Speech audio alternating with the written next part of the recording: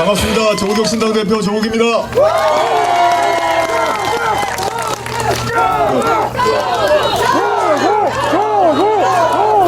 저희가 탄핵다방 돌면서 날씨가 추워질까봐 참 걱정을 많이 했는데 제가 오늘 창원중앙역에 딱 내리니까 따뜻하더라고요. 날씨도 바람도 별로 안 불고 햇살도 좋고 해서 정말 제가 이렇게 목에 올라오는 터틀넥 입었는데 약간 더울 정도입니다.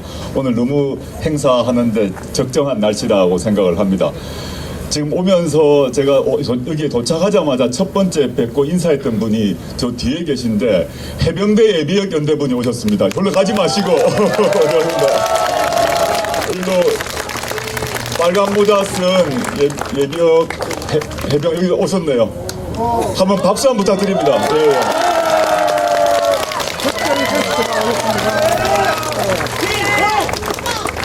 다들 아시겠습니다만은 조국혁신당의 탄핵다방 행사는 조국혁신당의 정책, 저희의 정치적 비전을 알리는 그런 행사입니다. 근데 오늘 제가 우리 예비역 연대를 소개했던 이유가 지금 나라 꼴이 어떤가 관련해서 잘 생각해 보시면 군대 간 최혜병이 아무 잘못 없이 죽었습니다.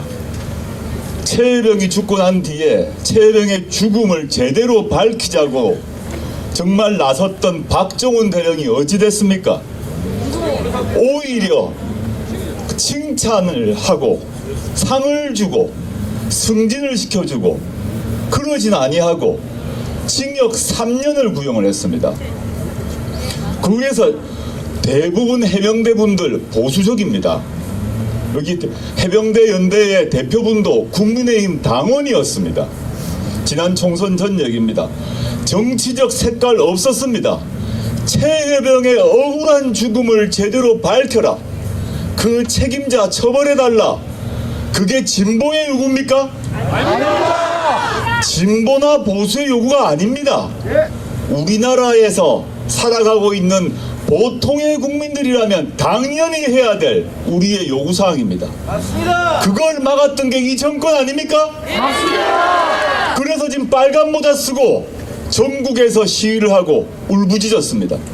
근데 최혜병은 지금도 그 억울한 죽음은 밝혀지지 않고 있고 그 죽음의 원인이 누구인지 어떤 사람이 그걸 덮으려고 했는지에 대해서 밝히려고 했던 박정훈 대령은 징역 3년을 구형받았습니다. 제가 구형받는 날 박 대령의 어머니 바로 옆에 앉아서 있었습니다. 박 대령 어머님이 자기 아들이 3년 구형받는 장면을 보면서 우셨습니다. 저보고 말씀하시면서 조국혁신당에서 도와줘서 고맙다. 앞으로 자기는 지치지 않을 거다 말씀하시는데 제가 눈물이 납니다. 이게 정상적인 나라입니까? 아닙니다. 하나 더 말씀드리겠습니다. 여기 지금 김해입니다만은 사실은 창원이 가깝지 않습니까? 아까 김선미 의원이 창원 얘기 하셨는데 갑자기 최근에 창원이 유명해졌습니다. 왜입니까? 명태균 때문입니다.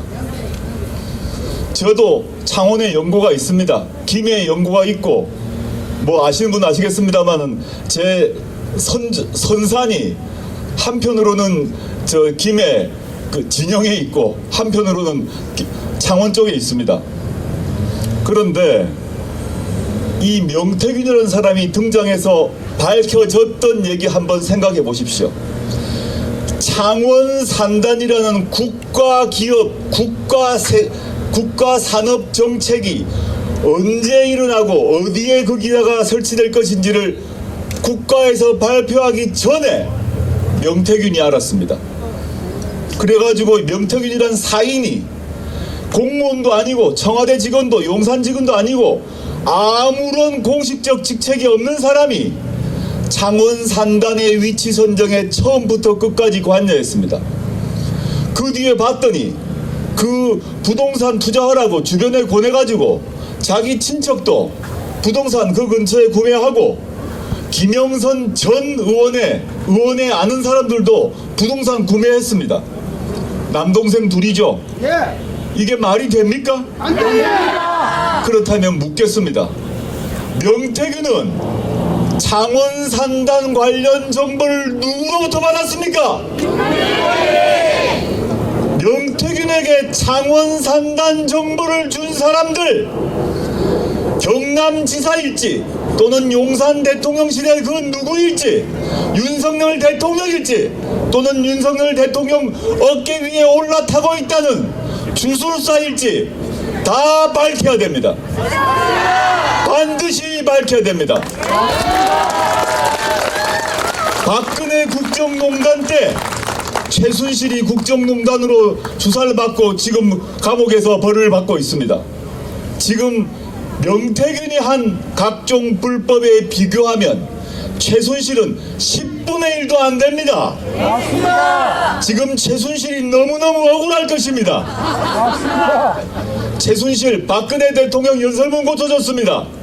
문고리 권력 통해 가지고 박근혜 대통령과 소통했습니다. 박근혜 대통령 퇴임 후에 그 뒤에 안위를 자리를 보장하려고 재벌로부터 돈 받아가지고 재단 만들었습니다. 그런데 명태균이 했던 만큼은 못했습니다. 나라 꼴이 엉망입니다. 어찌하여 대통령이 명태균이라는 자칭 타칭 지리산 도사와 소통하면서 국민의힘 국민의힘의 공천에 관여하고 나란 일을 지리산 도사하고 같이 얘기를 합니까? 우리 국민들 가끔 사주팔자 보러 갑니다. 저희 어머니도 사주팔자 보러 갑니다. 불안할 때 가는 거 나무라지 않습니다. 젊은 친구들 타로점 보러 갑니다. 그거 취미로 할 수 있습니다. 문제는 대통령이 나라의 정책을 결정할 때 사주팔자 보는 역술인과 만나서 상의하면 그게 되겠습니까? 아닙니다. 대통령 자격이 있습니까? 없습니다. 그런 대통령을 계속 보시겠습니까? 아닙니다. 우리 지난 2년 반 동안 볼 만큼 보았습니다. 맞습니다. 참을 만큼 참았습니다. 맞습니다. 이 상태로 명태균 같은 자가, 지금은 그 사람은 구속되었지만 명태균과 함께 영적 대화를 한다는 사람이 누굽니까? 명태균 씨와 영적 대화를 하고 수시로 역술인, 무당 이런 사람과 교감을 한다는 김건희 씨가 대통령 어깨 위에 올라타서 국정을 농단하는 것, 나라 꼴이 어떻게 되겠습니까? 앞으로 2년 반 동안 윤석열, 김건희 이 두 사람이 우리나라를 쥐락펴락하는 걸 더 보시겠습니까? 나라가 망할 것입니다. 맞습니다. 경제가 망할 것입니다. 맞습니다. 민생이 망할 것입니다. 맞습니다. 그래서 조국혁신당은 창당 처음부터 3년은 너무 길다고 외쳤고, 그리고 지난 전당대회 이후 탄추위를 만들었습니다. 저희가 맨 처음에 3년 너무 길다, 탄핵을 해야 된다 말했을 때 주변 분들이 너무 과격한 거 아니냐라고 얘기했습니다. 그런데 지금 어떻습니까? 주변에 대부분의 국민들이, 여론조사로도 나타났습니다. 대부분의 국민들이 이제 마무리를 할 때가 됐다. 이대로는 안 된다. 그게 탄핵이든 개헌이든 퇴진이든 그건 모르겠지만 이대로 더 갈 수 없다라고 하십니다. 제가 탄핵 따방을 맨 처음 한 곳이 대구였습니다. 대구가 제일 보수적인 데라고 하지요. 그런데 가장 보수적이라고 한다는 대구에서 대구 탄핵 따방할 때 시민, 나이 한 50대 중반의 시민이 저한테 오셨습니다. 지난 대선에 나 윤석열 찍었다. 근데 더 이상 못 보겠다 라고 하면서 저보고 당신이 조국혁신당 대표라고 하는데 반드시 탄핵시켜줘라 라고 얘기했습니다. 진보냐 보수의 문제가 아닙니다. 대통령과 대통령 연부의 행태에서 우리나라를 걱정한 사람들이 대부분입니다. 여기 김해 또는 김해만이 아니라 창원에서, 부산에서도 많이 오신 것 같습니다. 여기서 과거에 윤석열 대통령을 찍은 분 계실 것입니다. 그런 분께 여쭙고자 합니다. 여기에 또 국민의힘 당원분들도 계실 것입니다. 그런 분께 여쭙고자 합니다. 스스로를 보수라고 생각하시는 분들, 또는 국민의힘 당원이신 분께 감히 여쭙겠습니다. 윤석열 대통령이 자랑스러우십니까? 김건희 여사가 자랑스러우십니까? 만약에 지금 대선이 오늘 있다면, 오늘 대선이라면 윤석열 후보를 찍으셨겠습니까? 스스로를 보수라고 생각하시는 분들, 심지어 국민의힘 당원이신 분들도 오늘 또는 내일 대선일 때 윤석열 후보를 찍었겠습니까? 아무도 찍지 않았을 것입니다. 맞습니다. 주변에 다 물어보십시오. 우리 여기 PK 지역 상대적으로 보수적인 동네입니다. 저도 잘 압니다. 주변에 계신 PK 지역의 보통 시민들, 중도적이거나 보수적인 분들에게 이 질문을 해주십시오. 지금 대통령을 새로 뽑았을 때 당신은 자랑스럽게 당당하게 윤석열을 찍을 것이냐? 아닐 것입니다. 두 번째 질문입니다. 그럼 2년 반 동안 이대로 놔둘 것이냐? 윤석열 대통령과 김건희 여사가 우리나라를 쥐락펴락하는 꼴을 2년 반 동안 그대로 놔둘 것이냐? 물어야 합니다. 여기 계신 분들 본인 스스로에게 말고 주변에 계신 분들에게 두 가지 질문 꼭 해주십시오. 그 질문에 대해서 대부분 자신감이 없으실 것입니다. 그래서 조국혁신당이 먼저 나섰습니다. 지금 앞으로 국회에서 200석이 쉽게 마련되지 않을 수 있습니다. 헌법재판소에서 헌법재판관들이 어떤 결정할지 모릅니다. 그렇지만 하나하나 밝혀질 것입니다. 우리가 몇 달 전만 하더라도 명태균 게이트 알았습니까? 몰랐습니다. 명태균 게이트 같은 게 또 나올 것입니다. 김건희 씨가 명태균 씨 같은 사람한테 물어본 사람이 한 사람뿐이 아닐 것입니다. 차례차례 나올 것입니다. 이번 겨울 잘 견뎌보십시다. 지금은 여기 모인 분들 또 조국혁신당에서 선봉에 서 있습니다만은 진실은 밝혀질 것입니다. 조국혁신당 가장 앞장서겠습니다. 감사합니다. 이제 해가 지니까 좀 날씨도 쌀쌀해지네요, 그죠? 예. 오늘 그 김해에서 연 탄핵다방에 김해만이 아니라 창원에서, 부산에서, 대구에서 많은 분들이 오셔서 너무 좋습니다. 저희가 이제 탄핵다방을 전국을 돌다 보니까 지금 이 PK 지역에 어떻게 보면 처음 온 것 같습니다. 오히려 사적으로는 제가 고향임에도 불구하고 다른 지역을 더 많이 간 것 같은데 김해를 시작으로 해서 마찬가지 앞으로 계속 전국 곳곳을 돌 생각입니다. 날씨가 더 추워지면 좀 다른 방식으로 지역을 돌 생각이고요. 제가 하나 더 앞에서 많은 분들이 말씀드렸는데 조국혁신당이 왜 탄핵다방을 열고 있나에 대해서 간단히 말씀드리면, 하나는 저희가 정책을 홍보한다는 측면이 있고, 또 다른 하나는 지금 주로 집회를 많이 하지 않습니까? 서울역에서 집회, 광화문에서 집회 이렇게 하는데, 그런 지역에 계신 분들은 서울까지 올라와서 집회 참석하기가 쉽지 않습니다. 그래서 조국혁신당은 저희가 찾아가야겠다, 전국 방방곡곡으로 찾아가야겠다 해서 찾아서 오늘은 김해입니다만은 또 모레는 서울에 가고 또 그 뒤는 또 구미에 가고 이런 식으로 일정이 잡혀 있습니다. 앞으로 이 오늘 오신 분들 그리고 영상을 통해서 보시는 국민 여러분께서 조국혁신당의 탄핵 관련 활동을 꼭 잘 지켜봐 주시길 바라고요. 오늘 저는 이렇게 생각합니다. 이 지금 날씨도 쌀쌀해지고 또 최근에 먹고 사는 문제도 힘든데 왜 많은 국민들이 조국혁신당의 탄핵다방에 또 조국혁신당이란 신생정당의 정책에 공감을 해주실까 생각을 해보았습니다. 다른 거 아닙니다. 윤석열 대통령이 집권하고 난 뒤에 하나는 나라가 걱정이 되고, 둘째는 우리의 삶도 걱정이 되고, 셋째는 대통령이란 사람과 그 영부인이란 사람을 보니까 우리의 자존심이 무너지는 느낌입니다. 시쳇말로 쪽팔리는 겁니다.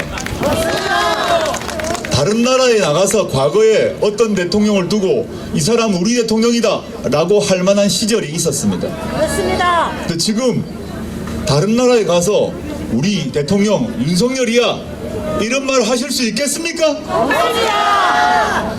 눈 떠보니 선진국이라고 했던 시절이 있었습니다. 그렇지 않습니까? 네. 지금 보니 눈 떠보니 선진국입니까? 아닙니다. 제가 언론 보도를 최근에 하나 봤습니다. 니카라과 아시죠? 니카라과에서 개헌을 했습니다. 개헌 내용이 뭔지 모르실 겁니다. 니카라과에서 개헌을 했는데 대통령과 영부인을 공동 대통령으로 한다는 개헌안을 국회에서 통과시켰습니다. 놀랍죠? 근데 우리는 개헌도 없이 갑자기 공동 대통령이 있지 않습니까? 개헌도 안 했는데 우리가 언제 김건희 대통령을 뽑았습니까? 아닙니다. 난감한 일입니다. 정치적 민주화되고 난데 이런 꼴을 본 적이 없습니다. 군사 독재 정권 때도 영부인이 이런 행태를 보인 적이 있었습니까? 없었습니다. 대통령도 영부인도 대한민국 국민의 평균 이하입니다. 맞습니다. 그렇기 때문에 대한민국 국민의 자존심이 상하는 것입니다. 맞습니다. 선진국 대한민국으로서의 국민의 자부심, 민주 시민으로서의 자존심이 있는데 윤석열 정권 출범 이후 다 무너졌습니다. 나라도 걱정입니다. 경제도 걱정입니다. 외교도 걱정입니다.